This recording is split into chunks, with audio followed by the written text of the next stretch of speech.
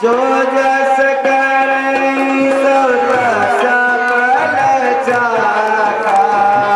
कर्म प्रधान विश्व कर राखा। जो जस करिय सो तस फल चाखा।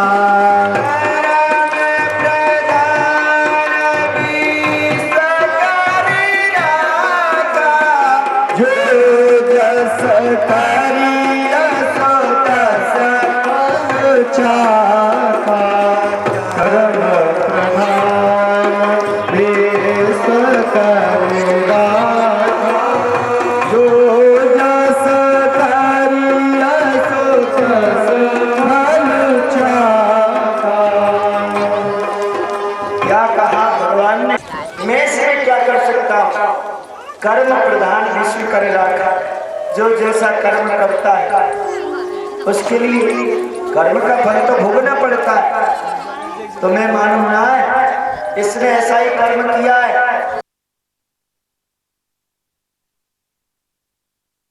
उधर की पूर्ति नहीं हुई, पेट नहीं भरा। रुक्मिणी जी के कहने पर भगवान ने माया को फैलाया और माया के फैलाते जो थोड़ा सा चावल का टुकड़ा पाया उससे भगवान की माया के द्वारा सारे संसार के जीवों के पेट तूफान आने लगे। सुदामा जी को महाराज आने लगे, अरे आज ऐसा कैसा पेट भर गया, कितना भोजन पा लिया, बड़ा पेट भर गया। जाओ भाई चले जाओ, कहाँ? बंबई के लिए। जैसे ही सुदामा जी ने महाराज ने कहा कि अगर मैं द्वारका के लिए चला जाऊं ना तो भगवान की कृपा तो कर दे। अब तो सुशीला जी ने द्वारका जाओ जी, द्वारका जाओ जी, आठो यही जग पीरे। द्वारका जाओ जी, द्वारका जाओ जी, आठो यही जग पीरे। आठों याम, आठों पैर, चार पैर तो दिन के होते और शीला महाराज सुदामा जी के लिए ला करके और चावल दे दी। जैसे चावल मिले, वस्त्र नहीं था महाराज, एक जीर्ण वस्त्र था पुराना, उसमें चावल को बांधा, जोर से ताकत लगाई पर महाराज वस्त्र फट गया, चावल गिर गए। सुशीला जी रोने लग गए, अरे पिया हमारा भाग्य ऐसा ही है क्या, मांग करके तो पड़ोसन पे से बहन में से लाई और ये भी वस्त्र फैल गई। पुनः दोबारा जाती है पड़ोसन के पास और वहां जाकर के और सुशीला जी से मांगा। सुशीला जी ने मांगा, पुनः फिर दे दिया, ला करके पोट में बांध करके सुदामा जी को दिया। सुशीला ने कहा जाओ महाराज, अब मैंने आपको भेंट ला करके दे दी। सुदामा जी विचार करने लगे, अगर मैं सुशीला से नहीं कहता तो भी अच्छा रहता, तो आठों याम यही जग तेरे, जाओ। सुशीला महाराज ने कहा जाइए। सुदामा जी जाने लगे द्वारका के लिए। हिम्मत ना पड़े कि वो बड़ा है कृष्ण और वो मुझे क्या पहचानेगा, मैं तो एक गरीब हूं। सुदामा जी महाराज जैसे महाराज महलों से बाहर निकले, हिम्मत ना पड़ी, महाराज थक जाते पर थक करके महाराज एक वृक्ष की छाया में अपने लगे लगे निद्रा आ गई और महाराज सुदामा जी सो जाते हैं।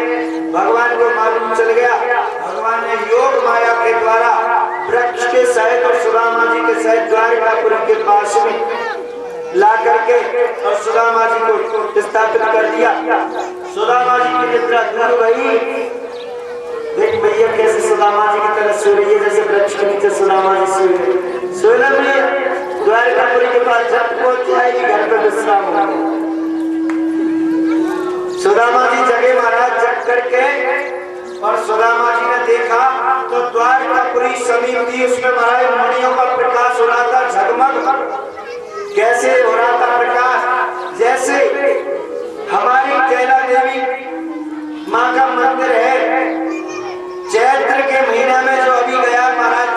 महीना निकल करके पहली डोली पर नगर के बाहर और अपने डोरी बांध खड़े कर रखे भगवान ने द्वारपाल कि जब तक मेरा मित्र सुदामा नहीं मिले तब तक किसी को नहीं आने देना मेरे पास। आज कोई भी नहीं आएगा मिलने। जैसे ही सुदामा जी महाराज पहुंचते हैं और सुदामा जी महाराज ने जैसे महाराज जाने लगे द्वारपालों ने रोक दिया, ए बाबा कहाँ जा रहे हो? तुमको मालूम ना है हम तो इसलिए हम पहरा दे रहे हैं कि इसमें कोई नहीं जाएगा। कहाँ जा रहे हैं बाबा? भैया मैं द्वारकाधीश भगवान से मिलने के लिए जा रहा। नहीं बाबा द्वारकाधीश भगवान से नहीं मिलो, मन का कोई मित्र आ रहा है। जब तक उनका मित्र मिल करके नहीं जाएगा तब तक हम आपको नहीं जाने देंगे। सुदामा जी रोने लग गए।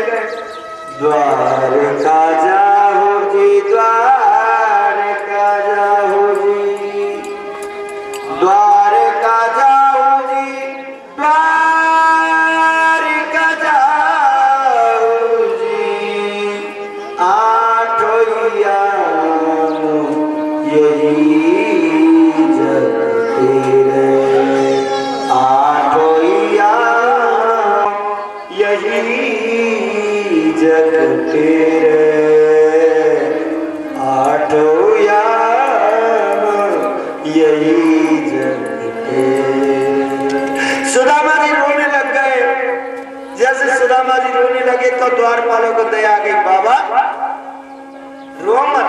जिनकी दीन दशा कैसी थी महाराज, गरीबी की दशा को देख करके सुदामा जी से कहने लगे द्वारपाल की, देख बाबा यह रास्ते से तो हम जाने नहीं देंगे और जो दूसरा रास्ता उस रास्ते से आप चले जाइए, क्योंकि इस रास्ते से तो भगवान के जो मित्र हैं वो ही जाएंगे, क्योंकि उनके लिए सजावट करवाई गई है।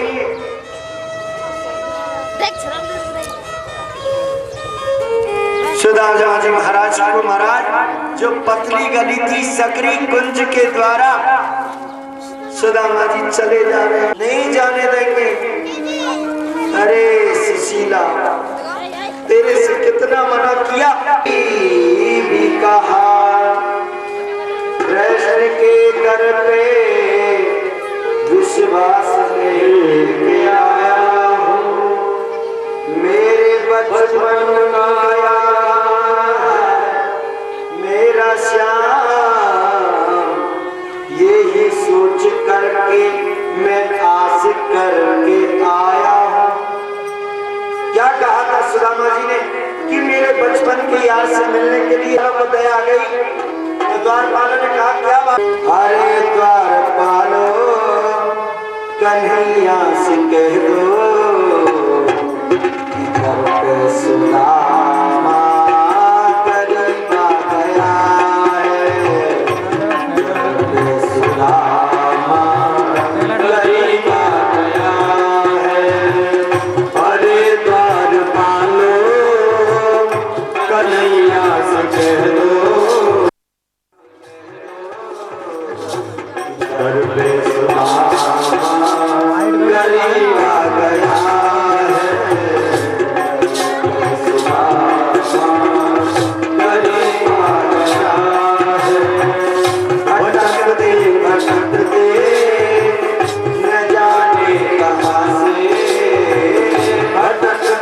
भटकते न जाने कहाँ से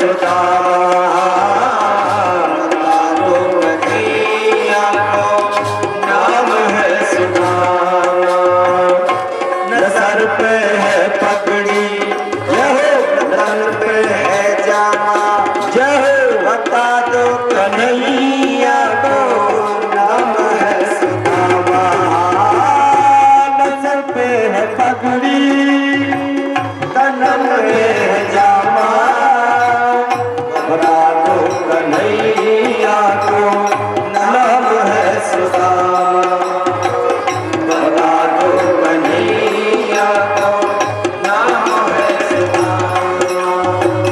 अरे द्वार पालो कन्हैया से कह दो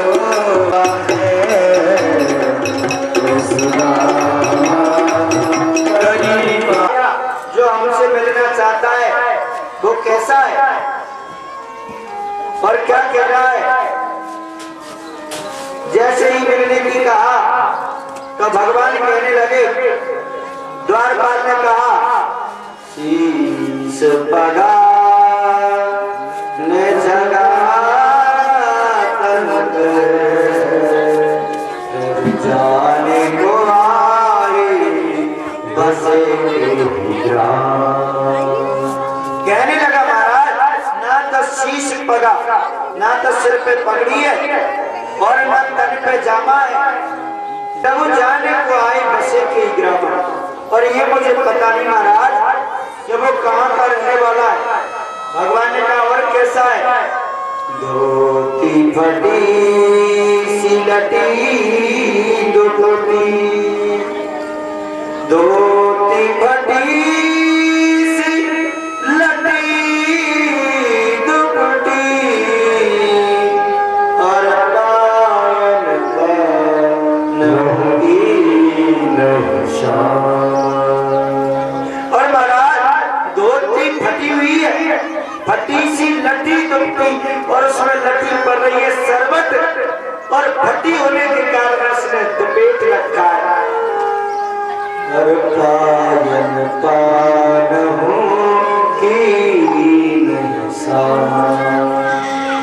और महाराज जिसके पैरों की क्या दशा हो रही है आपको क्या बताऊं।